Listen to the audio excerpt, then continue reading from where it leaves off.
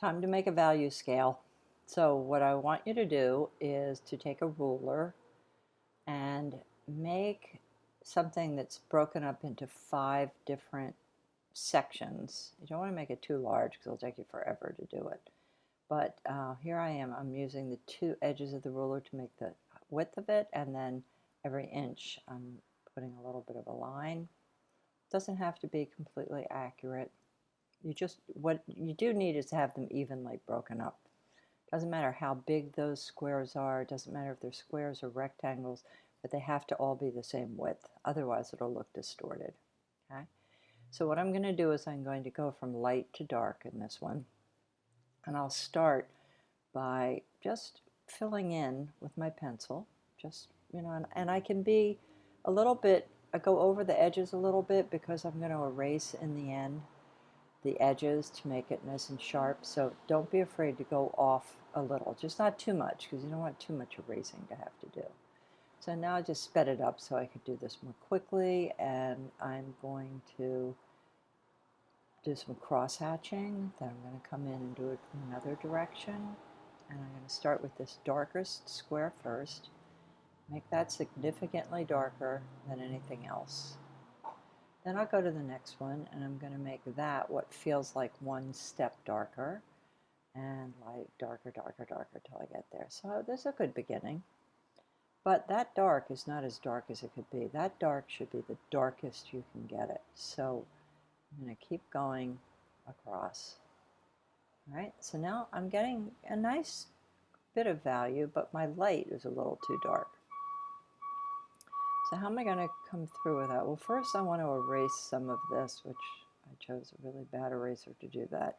It sort of smudged everything. I'm going to come in with a different eraser a little bit later.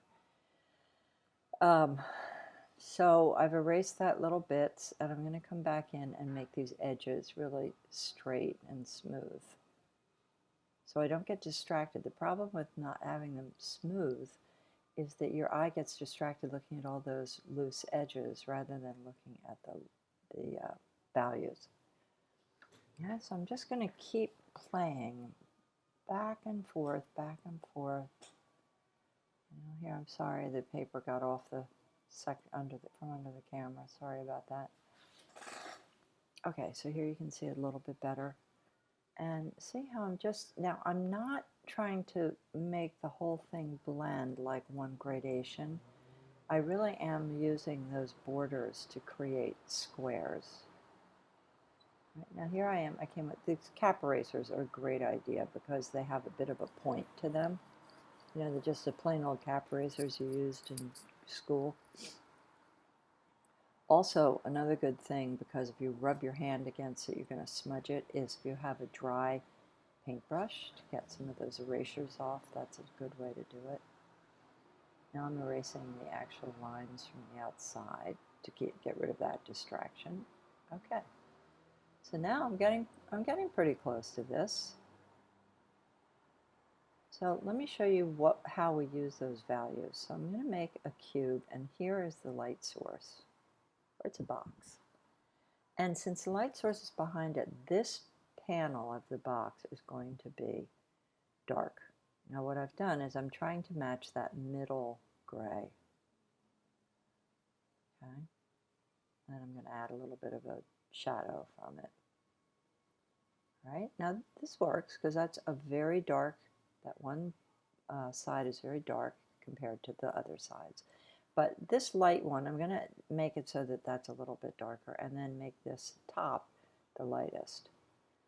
But now I think it would be better if I actually went through and made this one the darkest value to see how that's going to look.